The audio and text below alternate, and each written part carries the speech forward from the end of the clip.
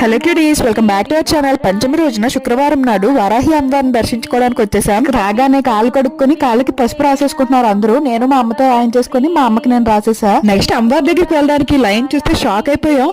దగ్గర దగ్గర 1 కిలోమీటర్ ఉంది. నిజంగా చెప్తున్నా 1 కిలోమీటర్ ఉంది లైనే. బట్ నా లక్కీ చామ్ విన్సిపాప్ వల్ల 5 నిమిషాల దర్శనం అయిపోయింది నాకు. ప్రెగ్నెంట్ లేడీస్ కి, చిన్నపిల్లలు ఉన్న వాళ్ళకి సైడ్ నుంచి పంపించేస్తున్నారు. ఆ అమ్మ వాళ్ళకి మాత్రం 40-50 మినిట్స్ పట్టినట్టుంది దర్శనంకి. ఆ హడావిడిలో ఎలాగోలా video తీసేసా.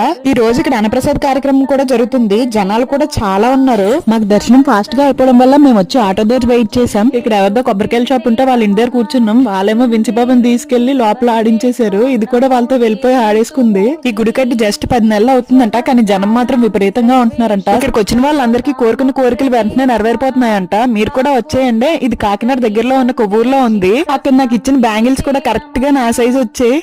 That's it for this video cuties. Please like, share and subscribe. Love you. Bye.